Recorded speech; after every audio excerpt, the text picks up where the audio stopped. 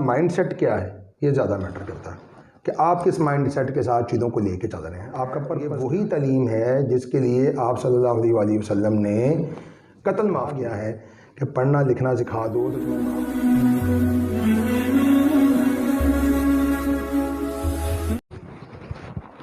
Dear audience, अस्सलाम वालेकुम। I am professor फरियाद विद मोटिवेशनल हाइलाइट्स। नाज़रीन, हम गाहे बगाहे कोशिश करते हैं कि अपने चैनल के थ्रू जो हमारी थोड़ी सी ऑडियंस है उनको हमारे जो इस मुल्क के हीरे हैं जो किसी भी फील्ड के अंदर इस मुल्क को सर्व कर रहे हैं उनकी ओपिनियंस, उनकी ज़िंदगी आपके सामने रखते रहें। और मैं बहुत कम अपनी जो शख्सियात होते हैं उनके लिए तारीफ़ी अल्फाज बोलता हूँ, लेकिन आज मैं समझता हूँ कि शायद मुझे बोलना चाहिए, क्योंकि मेरे पास ऐसी शख्सियत हैं जो कि मैं समझता हूँ कि शायद किसी तारुफ के मोहताज नहीं। क्योंकि मेरा खुद भी एजुकेशन से ताल्लुक़ है, तो मैं आज तक जितने भी लोगों से मिला हूँ बहुत कम लोगों से मैं वहाँ पर ख़ुद मुतासिर हुआ, क्योंकि लोग जो हैं, मैं समझता हूँ कि शायद पाकिस्तान के ज़वाल के असबाब में से एक बहुत बड़ा सबब यह भी है कि जैसा कि कहा जाए ज़ागों के तसर्रुफ़ में है उकाबों के नशे में। जो सीट्स के ऊपर लोग बैठे हुए शायद उनका अपना कॉन्सेप्ट इतना बेहतर नहीं होता और उनको अपना जो नॉलेज है वो कुछ बेहतर नहीं होता। लेकिन सर से हमारी इससे पहले एक नशिस्त हुई, तो सर के साथ जो हमारी गुफ्तगू हुई मेरे लिए वो ज़िंदगी का यादगार लम्हा था। और मैं इसलिए आज मैं I am too much excited कि आपके सामने सर की ओपिनियन, सर के आइडियाज़, सर के थॉट्स रखे जाएं।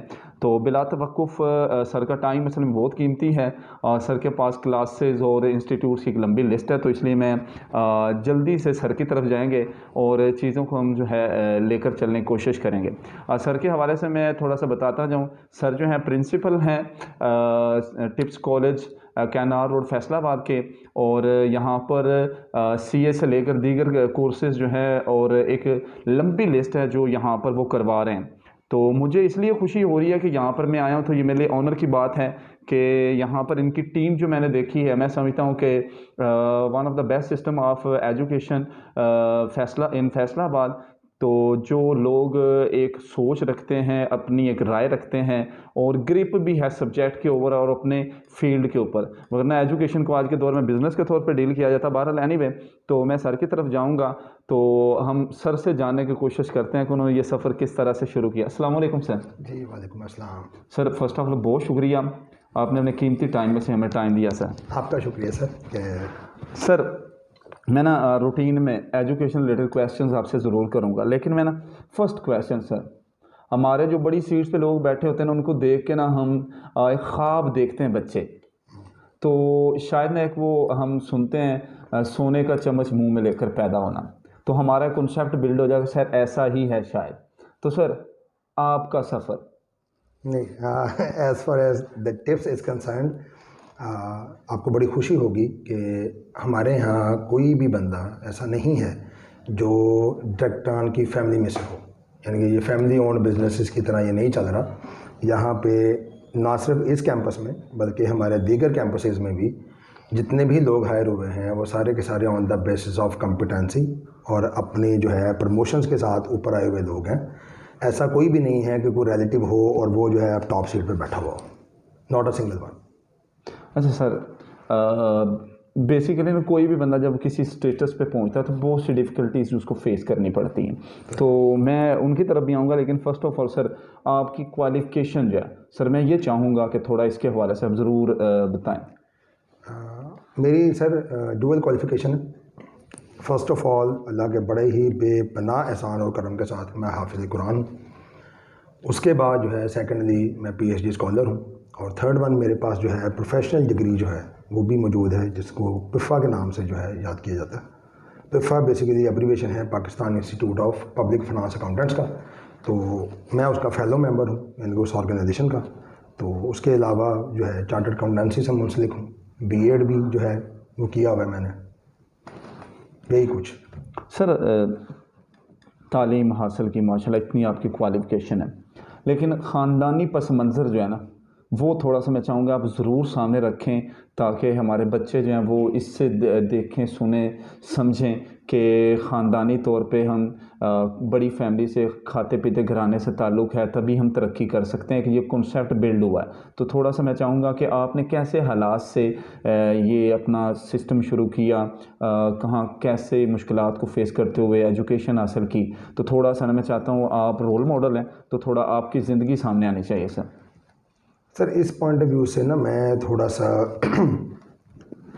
नो डाउट मैं एक मीडियोकर फैमिली से हूँ, सच को मतलब बहुत ज़्यादा स्ट्रॉन्ग बैकग्राउंड तो नहीं है। ज़्यादातर एजुकेशन जो मैंने ली है वो सारी कह लें कि सेल्फ फाइनेंस्ड एजुकेशन जो है वो मेरी है, खुद से ही ट्यूशन्स पढ़ा के और इसी तरह से चीज़ों को लेके चले हैं। लेकिन मैं आपके तवज्जुह से एक चीज़ बड़ी इंपॉर्टेंट जो है ना आपके ऑडियंस तक पहुंचाना चाहूँगा कि इर्रेस्पेक्टिव ऑफ दिस कि आप जो है किस फैमिली से हैं, ये इतना मैटर नहीं करता।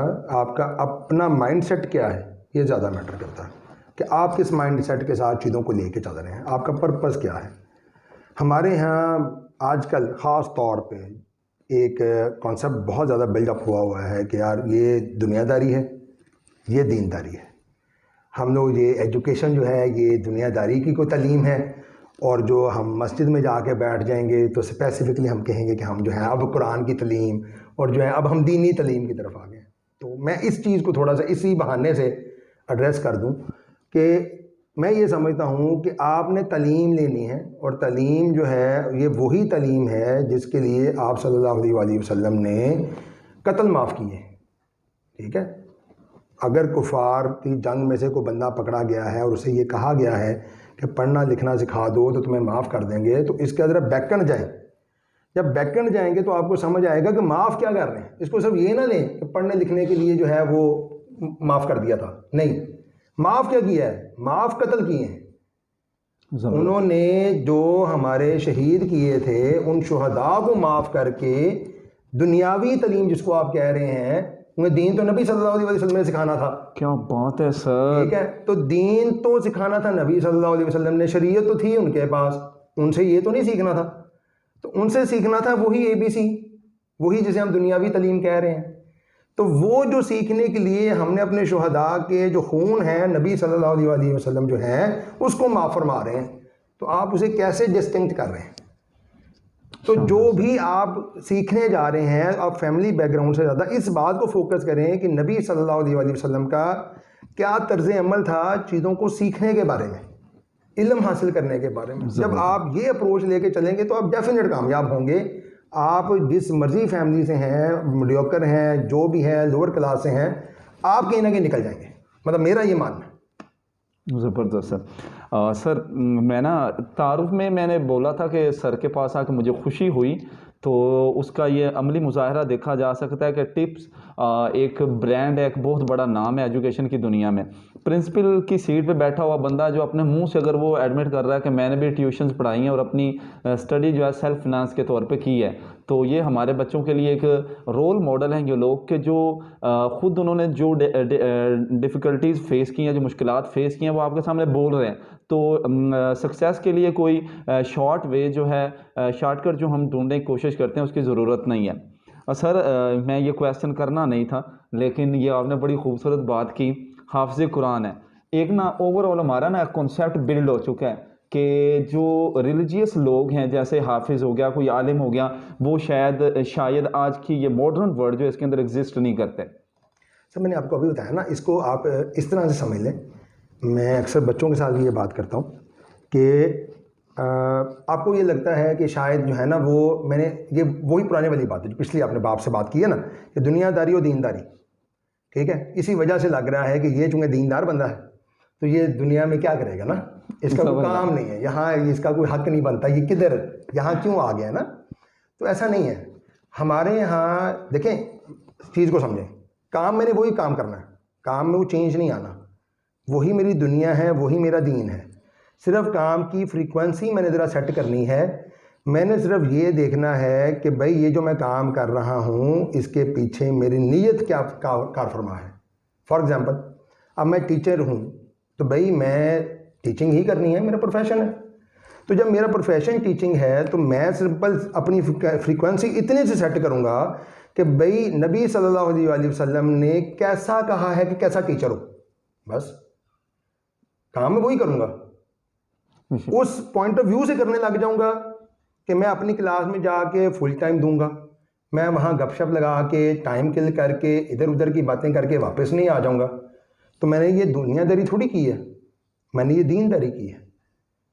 मैं यहाँ पे अल्लाह ने अगर सीट पे बिठाया है, अब यहाँ बैठ के मैंने प्रिंसिपलशिप तो करनी है, वो तो अपनी जगह एग्जिस्ट होके चलेगी, लेकिन मैं अपने सबॉर्डिनेट के साथ कैसा चलता हूँ, मेरा जो है मेरी बात पे लोग ट्रस्ट करते हैं नहीं करते, मेरा इमेज क्या बिल्ड हुआ हुआ है।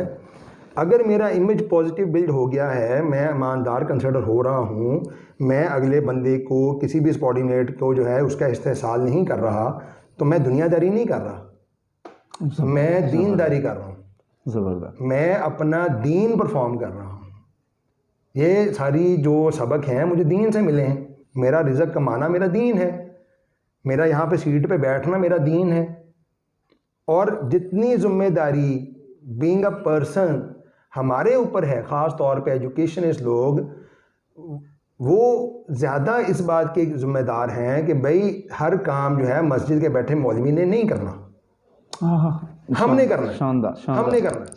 हम उस डायरेक्ट जनरेशन के साथ अटैच हैं, ऐड हैं, जो कि मस्जिदों में अब नहीं जा रही। तो अब हम उन्हें गाइड करेंगे कि भाई दीन क्या है, कैसे ज़िंदगी गुजारनी है, लाहे अमल कैसा हो, प्रायोरिटीज़ कैसी हों, हम उन्हें बताएंगे। तो ये हमारी जिम्मेदारी है। तो जब मैं ये बताऊंगा तो क्या मैं दुनियादारी कर रहा हूँ, मैं दीनदारी कर रहा हूँ। क्या इसमें मेरी दुनिया नहीं संवर रही है, भाई पैसे ले रहा हूँ, पैसे कमा रहा हूँ, सीट पे बैठा हूँ,